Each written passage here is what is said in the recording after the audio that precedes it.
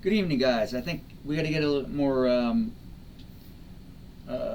do you say, more three-dimensional in what I'm talking about. Because if I'm just blurting out language, you're not grasping the idea. So we had to give pictures here, and this is in the book. I technically I can't really show you the details of the book like that.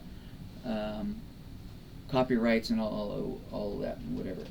So anyway, that being said, we have to get the concept of what an image is, or a brand, and that is all created via, of course, linguistics and the process of marketing manifestation. So we got the manifestation process. So how does that happen? Well, you have the brand image creator. That means the man or the woman, or robots might be doing it today, but I'd say most likely it's a man or woman or a team that are creating a brand image, a concept. And so, for example, this is the three-dimensional brand image, or that's the company that they're representing, or maybe they're doing themselves. And that being said, let's just continue on. Now, depending on what industry they're in, for example, insurance, obviously there's a defined concept of what insurance policies are. So this is a pure service. Now, pure services in the so-called theoretical idea, they're you can't see, feel, hear, smell, or taste, or touch them. Or, a lot of services you're not able to do that, which I disagree. Because what we're attempting to do is create a mental construct in the mind, and that thus creates something that you can see, feel, hear, smell, and taste in your mind, basically. So basically, that's what we're going to do. Now, if it's the insurance company or insurance companies, industries, we have rules and laws or regulations how to govern how insurance is delivered and what you can do and what you can't do. And the rules, of course, how you interact with the insurance company when an accident happens, and so forth, and so on. Now, of course, we have the good old consumer, us eaters, as they call us. We consume. And now the law might say we need insurance.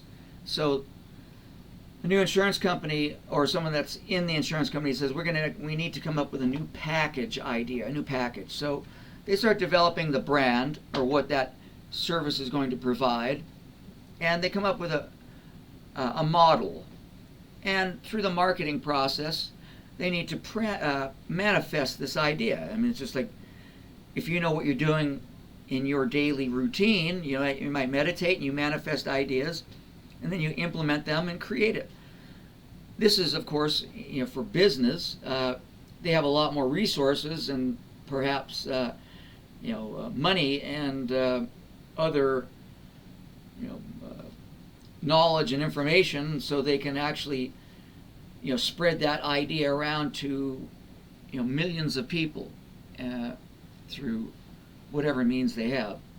Now, I don't know why that's getting blurry, but anyway. So now, to make this thing real, what do? We use, what kind of methods do they use? What are the tools of marketing or advertising? So we have advertising campaigns, we have promotional activities, what have you. You have all kinds of things on social media. You have events, they show up. Now, of course, this is a pure service. Insurance isn't showing up, but the representative, so the agent show up. And that's the guy or the girls that are walking around shaking your hands or saying, yeah, we have this service, right? Okay, now, so over months or years of doing this process, the receiver or the consumer is now imagining this insurance, pure service insurance concept is now a package, and it's in their mind. You have people, you have media, and repetition forms that in your mind, and it's always going to be there.